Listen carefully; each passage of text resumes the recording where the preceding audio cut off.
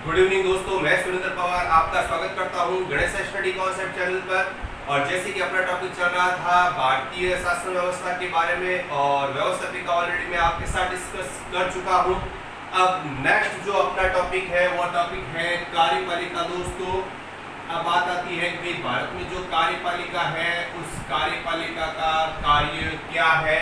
तो दोस्तों ध्यान रखना है, जो कार्यपालिका होती है, कार्यपालिका का जो मुख्य रूप से कार्य होगा वो होगा कार्य नीति का क्रियान्वयन करना। कार्य नीति का जो क्रियान्वयन करने का कार्य है वो कार्य कार्यपालिका के द्वारा किया जाएगा या किया जाता है। अब दोस्तों कार्यनीति का क्रियान्वयन करना मीन्स, ये जब शब्द पढ़ते हैं तो थोड़ा शब्द लंबा लंबा सा लगता है, तो आपको ध्यान ये रखना है कि जो व्यवस्थापिका या संसद के द्वारा जो कानून बनाया जाता है उस कानून को लागू जो करेगा वो लागू करेगी कार्यपालिका।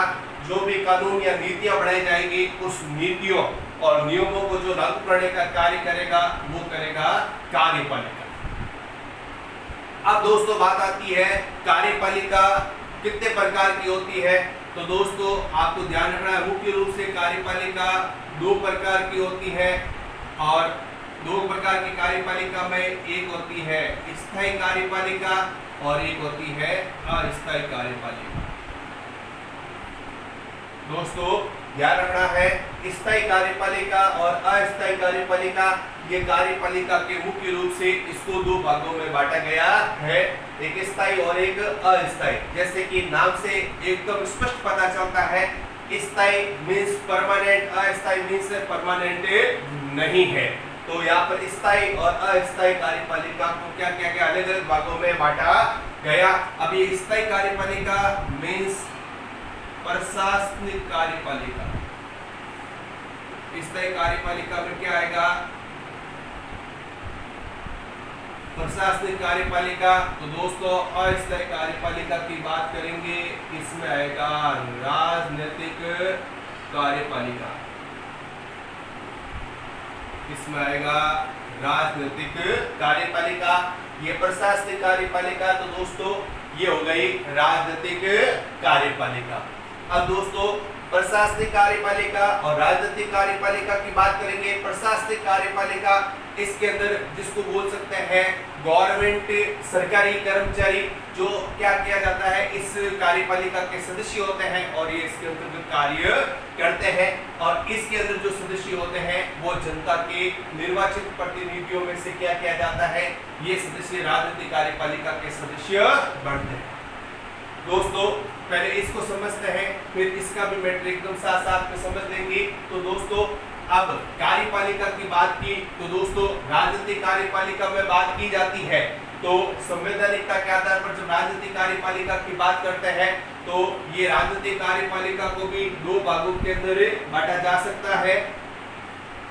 एक जो कार्यपालिका होगी वो होगी नाम मात्र की कार्यपालिका,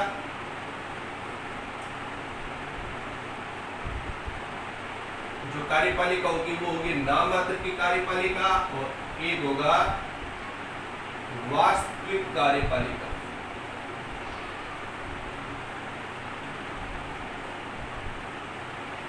ध्यान रखना है दोस्तों कि भाई अगर राजनीतिक कार्यपालिका के अंतर्गत बात की जाती है तो यहाँ पर मुख्य रूप से कार्यपालिका को दो भागों में बांटा गया, क्योंकि हम डिस्कस कर चुके हैं कि भारत देश में संसदीय शासन व्यवस्था को अपनाया गया है। भारत देश में संसदीय शासन व्यवस्था को अपनाया गया, और जिस देश में संसदीय शासन व्यवस्था को अपनाया जाता है वहां पर मुख्य रूप से दो प्रकार की कार्यपालिका, एक नाम मात्र की कार्यपालिका और एक वास्तविक कार्यपालिका की व्यवस्था को अपनाया गया है। और अपने भारत देश में ये जो संसदीय शासन व्यवस्था का जो स्वरूप है वो भारतीय संविधान में, ब्रिटेन देश के संविधान से भारतीय संविधान में लिया गया है। और जिस देश में संसदीय शासन व्यवस्था, वहां पर मुख्य रूप से दो प्रकार की, एक नाम मात्र की कार्यपालिका और एक वास्तविक कार्यपालिका। और नाम मात्र की कार्यपालिका का प्रधान कौन होता है, राष्ट्रपति। नाम मात्र की कार्यपालिका का प्रधान भारत देश में कौन है? राष्ट्रपति। साफ साफ स्पष्ट लिखा हुआ है नाम मात्र, नाम इसका है पर काम इसका नहीं है, क्योंकि देश के समस्त कार्य राष्ट्रपति के नाम से किए जाते हैं। काम इसके नाम से जरूर होते हैं, नाम इसका है, पर पीछे क्या लिखा हुआ है? मात्र। सिर्फ नाम मात्र के लिए इसको प्रमुख बनाया गया, हेड बनाया गया है, पर वास्तविक शक्ति इसके पास में नहीं है, क्योंकि राष्ट्रपति जो है वो राष्ट्र का प्रमुख है। राष्ट्रपति जो है राष्ट्र का प्रमुख है, और राष्ट्रपति राष्ट्र का प्रमुख है, तो इसका मतलब क्या हो गया कि वो सिर्फ नाम मात्र की कार्यपालिका का प्रधान है, सिर्फ राष्ट्र का प्रमुख है, मींस नाम इसका है, काम इसका नहीं है। लेकिन यहाँ पर वास्तविक कार्यपालिका की बात करेंगे और वर्चुअल एग्जीक्यूटिव की बात करेंगे, तो वास्तविक कार्यपालिका के अंदर जब बात की जाती है तो आपको दोस्तों ध्यान रखना है, पढ़ा होगा अनुच्छेद 74 आर्टिकल 74, और वह लिखा हुआ है राष्ट्रपति के कार्यों में सहायता व सलाह देने के लिए, राष्ट्रपति के कार्यों में सहायता व सलाह देने के लिए एक मंत्री परिषद होगी जिसका प्रधान प्रधानमंत्री होगा। ये आर्टिकल 74 में लिखा हुआ है, और आर्टिकल 75 में लिखा हुआ है लोकसभा सदन में बहुमत दल के नेता को राष्ट्रपति प्रधानमंत्री पद पर नियुक्त करेगा और प्रधानमंत्री की सलाह पर अन्य मंत्रियों की नियुक्ति की जाएगी। ये बात आर्टिकल 75 में लिखी हुई है। तो दोस्तों यहाँ पर बात आ गई किसकी? प्रधानमंत्री की। दोस्तों यह बात आ गई प्रधानमंत्री की, और 75 में क्या क्या? लोकसभा सदन में बहुमत दल के नेता को प्रधानमंत्री पद पर नियुक्त करेगा राष्ट्रपति, और प्रधानमंत्री की सलाह पर अन्य मंत्रियों की नियुक्ति की जाएगी। तो यहाँ पर मंत्रियों की बात हो रही है, तो कैबिनेट मंत्री। नेक्स्ट बात करेंगे राज्य मंत्री, और नेक्स्ट बात करेंगे उप मंत्री। तो दोस्तों ये मंत्रियों के बीच क्या किया गया? विभागों का बंटवारा किया जाता है, मीन्स यहाँ पर कैटेगरी वाइज मंत्रियों के बारे में बताया गया, कैबिनेट मंत्री, राज्य मंत्री और उप मंत्री। वापस बोल रहा हूँ दोस्तों, यहाँ पर क्या बोला? अनुच्छेद 74 राष्ट्रपति के कार्यों में सहायता व सलाह देने के लिए एक मंत्री परिषद होगी जिसका प्रधान या जो हेड होगा वो हेड होगा प्रधानमंत्री, जो यहाँ पर मैं ऑलरेडी लिख चुका हूँ। और अनुच्छेद 75 में लिखा हुआ है लोकसभा सदन में बहुमत दल के नेता को राष्ट्रपति प्रधानमंत्री पद पर नियुक्त करता है और प्रधानमंत्री की सलाह पर अन्य मंत्रियों की नियुक्ति की जाती है। तो अन्य मंत्रियों की नियुक्ति की जाती है, इसका मतलब कैबिनेट मंत्री, राज्य मंत्री और उप मंत्री बढ़ाए जाते हैं। ये चीज आपको ध्यान रखनी है। दोस्तों एक बार पूछा हुआ क्वेश्चन भी है कि भाई भारत देश में अगर प्रधानमंत्री की बात की जाती है तो प्रधानमंत्री निम्न में से किस प्रकार का पदाधिकारी है? तो दोस्तों अगर प्रधानमंत्री हो या भले कोई भी प्रकार का मंत्री हो, ये सभी पदाधिकारी नियुक्त पदाधिकारी होते हैं। आपको ये चीज ध्यान रखनी है, भारत देश में प्रधानमंत्री या कोई भी मंत्री हो वो नियुक्त पदाधिकारी होगा। ये चीज आपको दिमाग में रखनी है, इस चीज के बारे में आपको ध्यान रखना है। अब बात आती है प्रधानमंत्री और कैबिनेट मंत्री की। तो प्रधानमंत्री और कैबिनेट मंत्री से मिलाकर निर्माण होता है मंत्रिमंडल का निर्माण।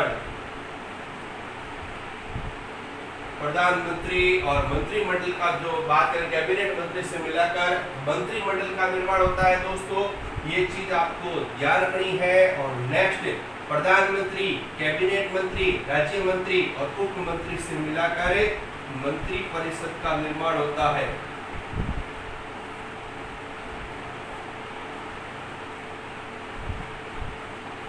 सीधी सी बात है, प्रधानमंत्री, कैबिनेट मंत्री, राज्य मंत्री और उप मंत्री से मिलाकर मंत्री परिषद का निर्माण होता है। ये चीज ध्यान रखनी है। पूछा गया क्वेश्चन एक बार कि भाई भारत देश में मंत्री परिषद का निर्माण होगा, तो उत्तर होगा प्रधानमंत्री, कैबिनेट मंत्री, राज्य मंत्री और उप मंत्री चारों से मिलाकर मंत्री परिषद का निर्माण, और प्रधानमंत्री और कैबिनेट मंत्री से मिलाकर मंत्रिमंडल का निर्माण होता है। ये चीज आपको ध्यान में रखनी है। तो यहाँ पर मैंने बता दिया मंत्री परिषद का निर्माण, चार होंगे, प्रधानमंत्री, कैबिनेट मंत्री, राज्य मंत्री, उप मंत्री। और बात करेंगे मंत्रिमंडल में तो सिर्फ दो आएंगे, प्रधानमंत्री और कैबिनेट मंत्री। दोस्तों बात आ रही है कैबिनेट मंत्री की। कैबिनेट मंत्री उनको बनाया जाता है जो प्रधानमंत्री के खास विश्वसनीय होते हैं और प्रधानमंत्री को उनके ऊपर बहुत ज्यादा फैद होता है, विश्वास होता है, उसी को कैबिनेट मंत्री का दर्जा दिया जाता है, कैबिनेट में शामिल किया जाता है। और उनको जो जो विभाग दिए जाते हैं वो अपने विभाग के स्वतंत्र रूप से अध्यक्ष होते हैं और उनको अपने विभाग से संबंधित स्वतंत्र रूप से निर्णय लेने का अधिकार भी होता है।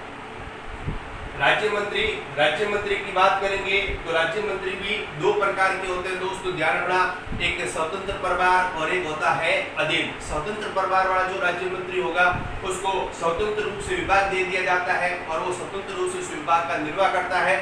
और अधीन जो होता है वो क्या करता है कि भाई इनके कार्यों में सहयोग करता है। और उप मंत्री जो क्या करता है कि उस कैटेगरी के जो मंत्री होते हैं उनके कार्यों में सहयोग देता है। तो ये है इन मंत्री लोगों की कहानी और प्रधानमंत्री की कहानी। अब यहाँ पर प्रधानमंत्री हेड है तो दोस्तों बता देता हूँ, यहाँ पर मैंने बताया राष्ट्र का प्रमुख राष्ट्रपति है। क्यों है? क्योंकि वो राष्ट्र का प्रमुख है, लेकिन प्रधानमंत्री किसका प्रमुख है? शासन का प्रमुख है। ध्यान रखना दोस्तों, शासन का प्रमुख है। कौन है? ये प्रधानमंत्री। तो प्रधानमंत्री शासन का प्रमुख है, इसलिए वास्तविक कार्यपालिका का जो हेड हो गया वो हो गया कौन? प्रधानमंत्री। ये चीज की आपको ध्यान रखनी। नेक्स्ट पॉइंट, नेक्स्ट प्रोसेस के अंदर ये बात आती है दोस्तों कि भाई भारतीय संविधान के अंदर अगर पूछे कि भारत के मूल संविधान में, अगर पूछा जाए भारत के मूल संविधान में मंत्री परिषद की अधिकतम सदस्यों की संख्या निश्चित की गई। भारत के मूल संविधान में मंत्री परिषद की अधिकतम सदस्यों की संख्या निश्चित की गई। तो दोस्तों इसका क्या उत्तर होगा? तो दोस्तों ध्यान रखना है, यहाँ पर अगर आपसे पूछे 10%, 15%, 12% या इनमें से कोई नहीं, तो आपका उत्तर क्या होगा? ये चीज आपको ध्यान रखनी है। और मेरा क्वेश्चन था भारत का मूल संविधान। अब मैं मूल संविधान की बात कर रहा हूँ। 26 जनवरी 1950 को जब भारत का मूल संविधान लागू हुआ था तो मूल संविधान में मंत्री परिषद की अधिकतम सदस्यों की संख्या निश्चित नहीं थी, बाद में निश्चित की गई थी दोस्तों। और वो बाद में की गई मंत्री परिषद की अधिकतम सदस्यों की संख्या, और वो की गई 91वें संविधान संशोधन 2003 के द्वारा। मंत्री परिषद की अधिकतम सदस्यों की संख्या, मंत्री परिषद की अधिकतम सदस्यों की संख्या लोकसभा सदन के कुल सदस्यों की संख्या की 15% से ज्यादा नहीं हो सकती है। ध्यान रखना, मूल संविधान में मंत्री परिषद की अधिकतम सदस्यों की संख्या निश्चित नहीं की गई थी, लेकिन बाद में 91वां संविधान संशोधन 2003 किया गया। प्रधानमंत्री अटल बिहारी वाजपेयी के काल के अंदर राष्ट्रपति एपीजे अब्दुल कलाम थे, उस समय ये किया गया था। और इसके अंतर्गत क्या किया गया था कि भाई लोकसभा के कुल सदस्यों की संख्या की 15% से अधिक नहीं हो सकती है। तो इसके तहत बताया प्रधानमंत्री सहित मंत्री परिषद की अधिकतम सदस्यों की संख्या 82 से ज्यादा नहीं हो सकती है, 82 से ज्यादा नहीं हो सकती है। ये चीज आपको ध्यान रखनी है। साथ ही साथ दोस्तों ये भी ध्यान रखना है, मैंने यहाँ पर बताया मंत्री परिषद की अधिकतम सदस्यों की संख्या के बारे में बताया है मैंने यहाँ पर, ना कि मंत्रिमंडल के बारे में। ध्यान रखना, भारत का मूल संविधान हो या वर्तमान संविधान हो या किसी भी संविधान संशोधन के द्वारा मंत्रिमंडल की अधिकतम सदस्यों की संख्या निश्चित नहीं की गई थी, सिर्फ और सिर्फ मंत्री परिषद की अधिकतम सदस्यों की संख्या निश्चित की।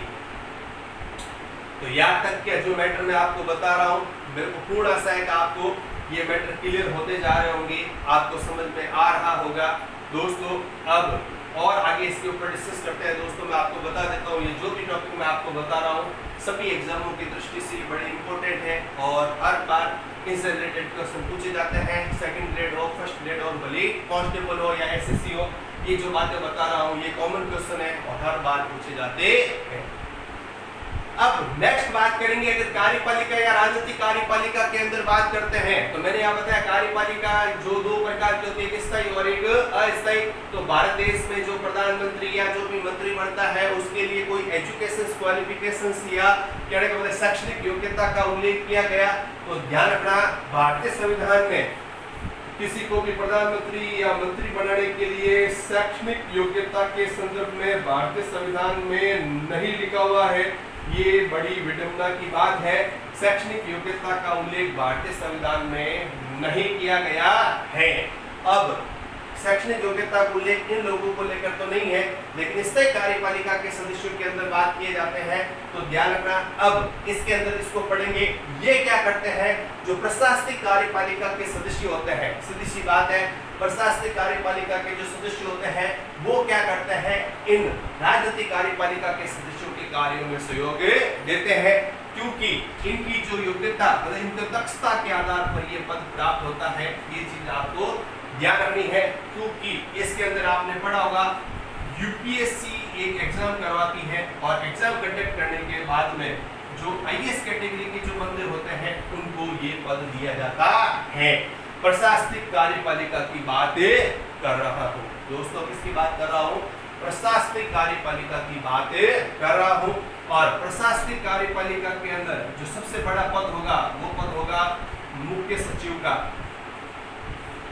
सबसे बड़ा जो पद होगा मुख्य सचिव, ध्यान रखना, मतलब मुख्य सचिव, चीफ सेक्रेटरी, सबसे बड़ा पद जो बात मान सकते हैं वो मुख्य सचिव का पद होगा इसके अंदर। और फिर बात करेंगे तो फिर आएगा सचिव, आएगा वरिष्ठ सचिव, आएगा वरिष्ठ सचिव, फिर अवर सचिव और उप सचिव। दोस्तों ये उनकी कैटेगरी होती है और कैटेगरी के अकॉर्डिंग क्या किया जाता है, इनको ये पद मिलता है। मुख्य सचिव, जो मुख्य सचिव की बात करेंगे, सबसे हेड है, सबसे बड़ा पद है प्रशासनिक कार्यपालिका के अंदर, जिसको चीफ सेक्रेटरी बोला जाता है।